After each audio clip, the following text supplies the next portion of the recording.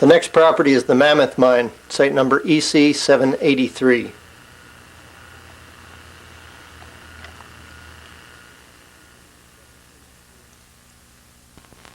It's July 31st, year 2000. We're at the Mammoth Mine, which is south of Dixie, Idaho, on the 5-mile bar, 7.5-minute quadrangle. We're looking down one of the overgrown roads that goes down into a series of pits and trenches.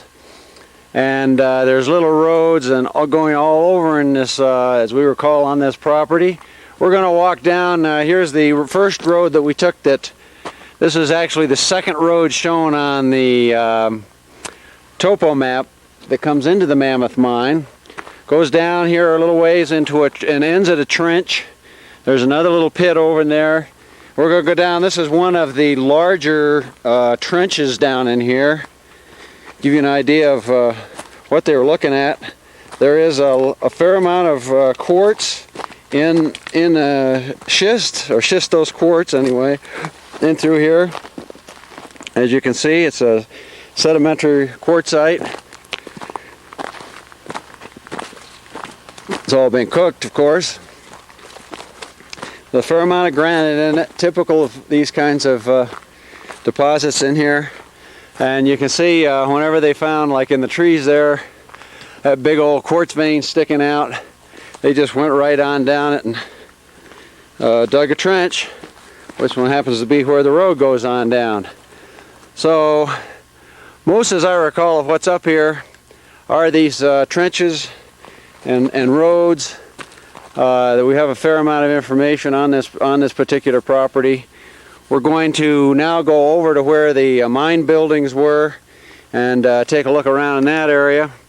You can see the smoke up in that's filling this whole canyon, well, the whole Salmon River Canyon today. This is from a big fire that's going over near Bergdorf Hot Springs, over near McCall. But with that, for right now, we're going to go ahead and fade on out of here and go over to the buildings.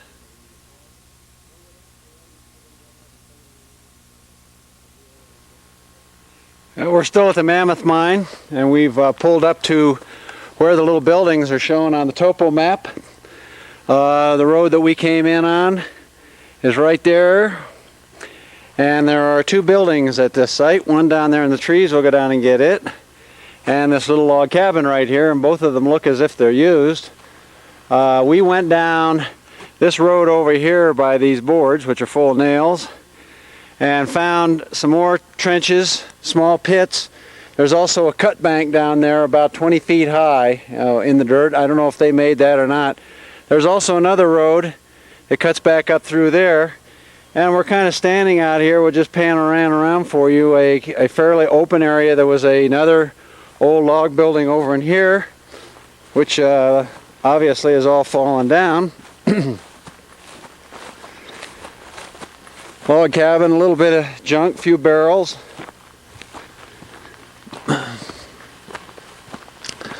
Piece of, it's like a bucket of some sort, or a small truck bed, I guess, with an old barrel stove in it. And we'll walk down here and get a shot of this little building. Have not found anything yet that is any kind of significant workings.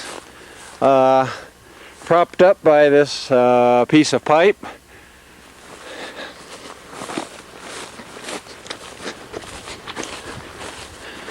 And it looks as though hunters or somebody have been using it from time to time. Got the little doorway propped up on it. Someone's busted off the lock, knocked the door in. Outside of that, doesn't look too bad. Had either looks like a telephone line going into it and an old set of bed springs out here. Anyway, that's kind of what's left of the old mine camp. I thought the last time I was in here there was more to it than this, but that was a few years ago. So from this little building right here, which is the first one you come to, you go up to, walk along the road, you come out into this open area. with the other building over there and an open field with some stuff stacked around on the side of it, and an old fallen down log cabin over here on the south side of the road. So with that, we'll take a picture of the Suzuki and fade on out of here.